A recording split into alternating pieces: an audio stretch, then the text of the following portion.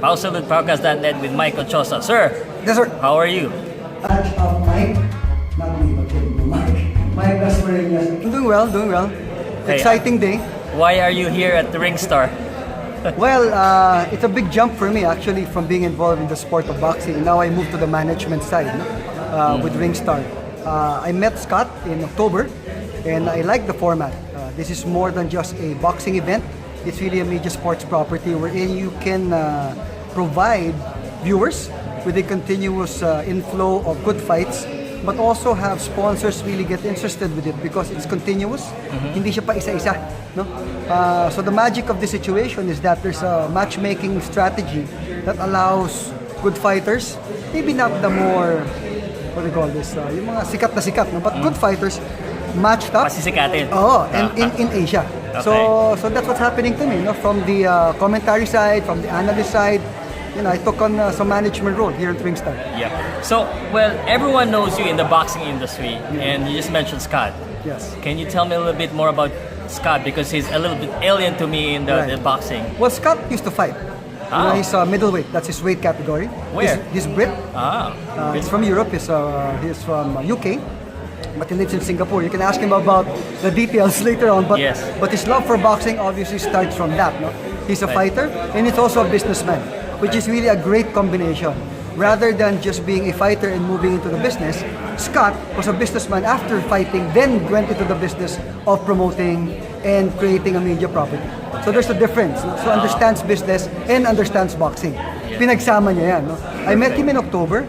I saw, actually, I think it's serendipitous because I was there for my son, who studies in Singapore. For some reason, we met. He asked me to sit in the panel. Chamba lang. The event was on a Friday. We spoke on a Thursday. He asked me to sit as part of the panel. And then we got to talking, and the rest is history. From January onward, we've been looking at ways of me being involved on a management level. Okay. It looks like it's a very exciting opportunity for you. It's kind of different from others. Right. Were there any hurdles before this? From your point of view, this come to fruition, the Ringstar here, especially here in the Philippines. Right. There are a lot of promoters. Right. Did you turn heads? Did anyone say anything? We're still at the cusp of the whole thing. We're just starting. Ringstar is like more than 18 months old only, but we are now up to our fourth. You call it an event, no? Roar of Singapore.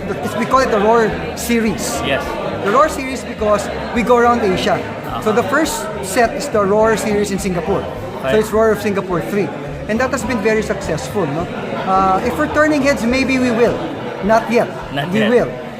For the very reason that we're trying to do it differently, building a platform more than selling the fighters themselves. No? So the platform becomes a continuous house for good fights. That's basically what we are. It's a media property wherein you have relationships not only with the boxers and promoters as well on a continuous basis, plus sponsors. Any Manila series coming soon? Oh yeah, we're looking at July or August, which is part of 2018. 2016 they started, 2017 they grew. So 2018 is where we jump out of Singapore into other countries such as the Philippines, Malaysia. We're actually going to be in China already. Wow, that's a big market. Different but big. Yes. So you got one Filipino boxer, am I correct? You have two. Who's the other one? We're in the group. We have Michael Dasmariñas, right? We know But him. in the Roar of Singapore 4, there will be two Filipinos. Jason Umbal, who will be going up against Muhammad Ridwan. But is he under Ringstar also? No, not yet. he's not. But he's a great Filipino fighter with 16 knockouts to his name. Okay. And he's going up against the undefeated Singaporean, Muhammad Ridwan, at 9-0 if I'm not mistaken. So it's a great matchup and a good opportunity for Jason, who has been campaigning partner, in fact, outside of the Philippines. And that's what happens to a lot of our boxers. We try to get out of the Philippines without the proper guidance. I'm not saying Ringstar is the best, but at least you get the opportunity. Right now, you're going to see him in the international stage. And just to say it, 1 billion potential viewers for Roar of Singapore 4. Well, the goal of Ringstar is really to make boxing a good property, bring it back to a level that people would want to watch it with good matchmaking skills. That's basically what you want. Bring it back to the basics, good fights, and good promotions. Okay, thank you very much, Mr. Mike.